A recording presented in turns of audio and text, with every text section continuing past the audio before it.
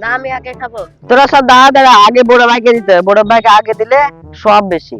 কি এই দিনে হালুয়া খাওয়ার আবার কিসের সব? এটা তো শুধু মিষ্টি খাবার। তুই জানিস না এদিনে নবীজির দাঁত ভেঙে গেছিল? তিনি শক্ত কিছু খেতে পারতেন না বলে নরম হালুয়া খেয়েছিলেন। তাই আজ হালুয়া খেয়ে নবীজির ভালোবাসা প্রকাশ করা হয়। নাকি আমি তো জানতাম না। শুনেছি সব সময় নবীজি দাঁত পরিষ্কার ও শক্ত রাখতে বলেছেন। তার দাঁত ভাঙার খুশিতে আমরা কেন মিষ্টি খাবো? চল তাহলে বড় ভাইকে জিজ্ঞাসা করি।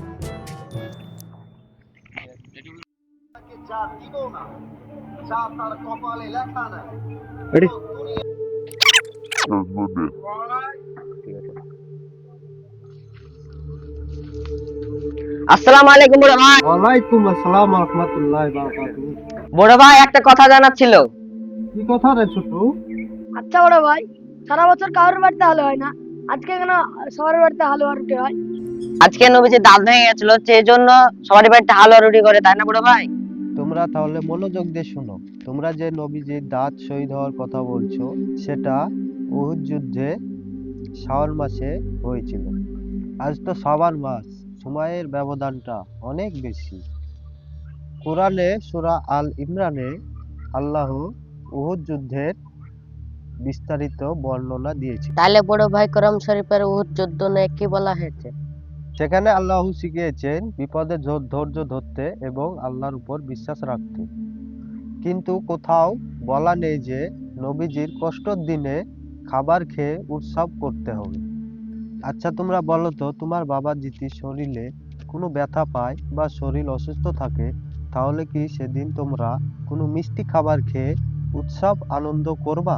না তো, তখন আমরা সব সেবা করি। ঠিক তাই, নবীজির কষ্ট আমাদের ত্যাগের শিক্ষা দেয়, হালুয়া খাওয়াটা নয়। হালুয়া খাওয়াটা শুধু আমাদের দেশের একটা সংস্কৃতি।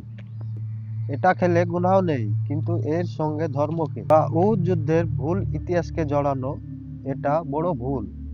ইসলাম ধর্ম চলে দলিলের ওপর, আবেগের ওপর নয়। তো ঠিক আছে বাচ্চারা, অনেক সময় হলো, যাও বাড়ি যাও তোমরা। তাহলে বলিনি এতে টা শেষ করার আগে একটি খুব সেনসিটিভ বিষয় পরিষ্কার করা দরকার। আমাদের সমাজে, বিশেষ করে আমাদের এই এলাকায় একটি কথা খুব চলে যে নবীজির দাঁত ভেঙেছিল বলে আজ আমরা হালুয়া খাই। কোরআনে বা ইতিহাসে কোথাও এর প্রমাণ নেই। এটি একটা ভুল ধারণা। আর একটা কথা, যেহেতু এই ভিডিওতে এই ছোট ছোট বাচ্চারা অভিনয় করেছে, ওরা হয়তো শিখেছে, তাই অভিনয় ক্ষেত্রে যদি কোনো ভুল ত্রুটি হয় তবে সেটাকে ক্ষমা করবেন। আমাদের উদ্দেশ্য বাচ্চাদের ছোট করা নয়, বরং তাদের মাধ্যমে আপনাদের সামনে একটি সত্যতা তুলে ধরা। হালুয়ার সাথে নবীজির দাঁত ভাঙার কোনো সম্পর্ক নেই। এই সত্যটা যে আপনাদের মনে থাকে। সবাই সঠিক জানুন এবং ভালো থাকুন। আল্লাহ হাফেজ।